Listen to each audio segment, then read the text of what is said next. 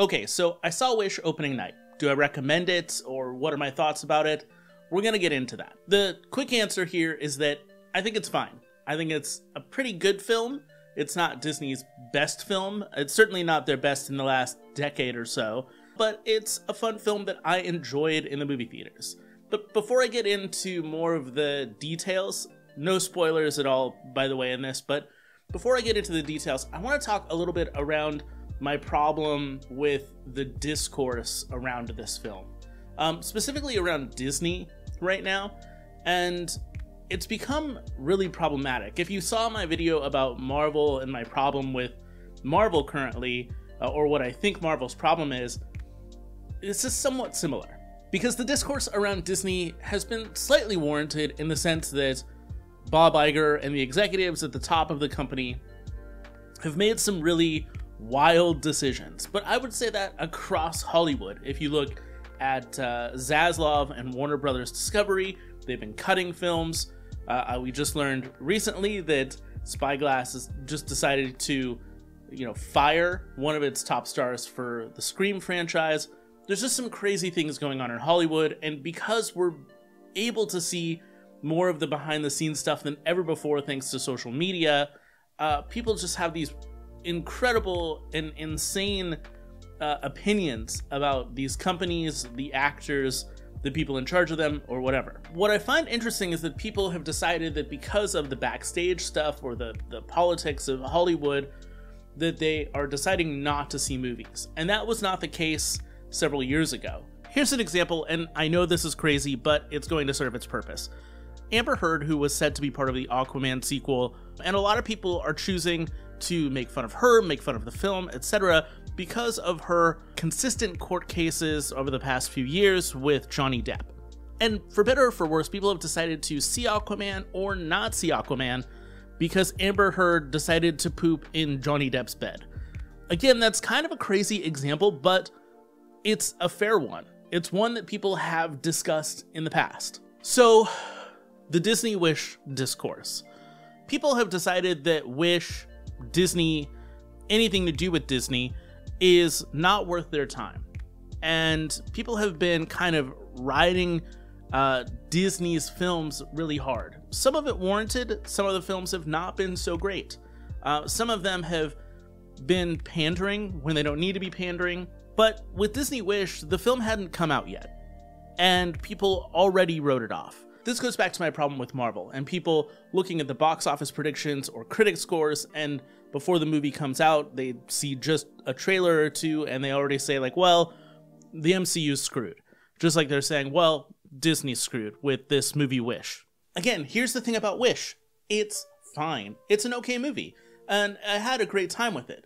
People were saying, because of the critical scores that came out with Rotten Tomatoes, it was doomed. And the thing about Rotten Tomatoes is it's really just an algorithm. It's a median sum of all the critic scores.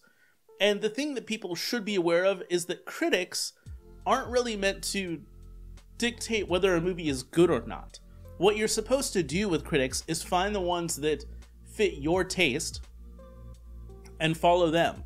Follow what they write or what they say about these different films, and choose for yourself what films to see and what not to see. We've allowed people to just kind of tell us what movies are worth seeing, and granted, that is good considering the economics of the world currently, but we're leaning into it a bit too hard. For what it's worth, including myself, don't take every critic's, video essayist, person that talks about movies as seriously as maybe you should. Have fun with it, enjoy it, have fun with my videos. I have fun making them.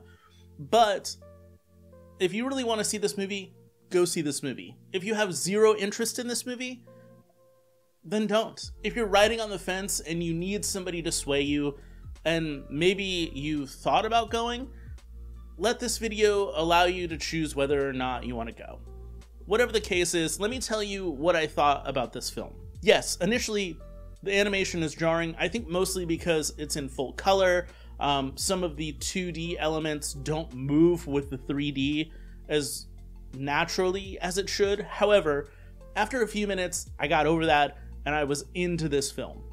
In fact, I really love the art style of this film as an homage to some of the classics from years past because of the watercolor backgrounds. There was this kind of Ivan Earl and Mary Blair mid-century modern style to a lot of the stuff that was in it, which I absolutely love that look. And ultimately, the character designs felt very Disney. This was the first time that I felt like the newer models of characters, these big eyes, these bright colored characters, also mashed really well with some of the older looks of characters from movies like Snow White or Peter Pan. In fact, let me talk a little bit about the nods to the classics here. I won't necessarily call them Easter eggs.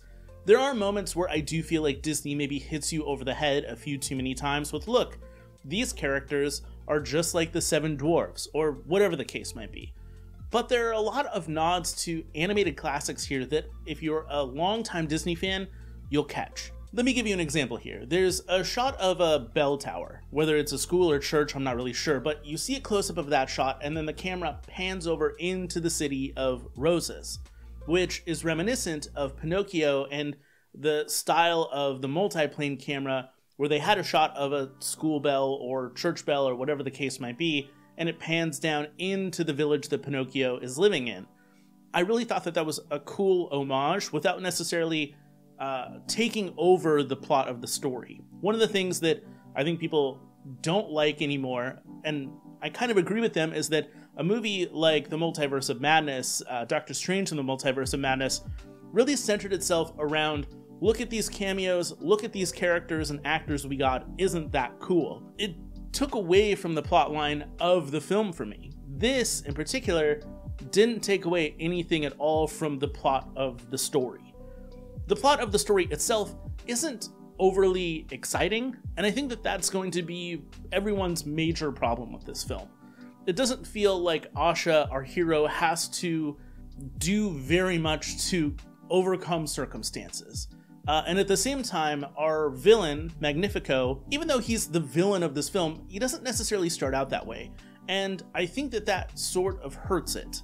A movie like The Little Mermaid with Ursula, or Scar in The Lion King, when you first see them, they are already a villain. And you get to know why they become a villain, but you see them just do villainous things. Because Magnifico doesn't start out as a pure villain initially, I think that it hurts the film because I really wanted to see more of him as this villainous character.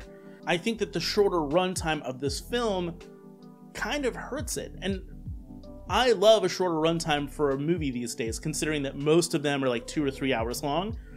But this film felt like it needed maybe 10, 15 more minutes to flesh out Magnifico, to flesh out more of the hardships for Asha. That also goes with some of the music in this film. The music is great. I really enjoyed it. It feels pretty contemporary. It feels a lot like some of the Lin-Manuel Miranda songs that have been added to recent films, even though he's not involved in this film at all.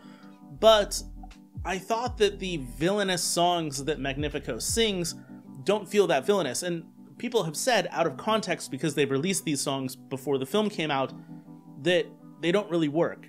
Out of context, they don't. In context, they do, but because he never has this long-term villainous arc in the film, there never feels like this kind of scary song that emerges from the movie. The songs that do work, coming from Asha or some of the larger cast, really feel great. They're not the songs that I think will stick around for a long time, not like Encanto or Frozen, but I do enjoy this soundtrack, and I will probably listen to it more times in the car just to get familiar with it and think about what songs I like most. Again, kind of like my thoughts about the movie, the soundtrack is fine. The last thing I want to talk about is another conversation that I'm constantly seeing online, which is about this quirky girl trope that Disney's had pretty much since Tangled, or even you could claim The Princess and the Frog. I don't see it as a bad thing. Do I see it as a trope? Do I see that it's kind of run its course?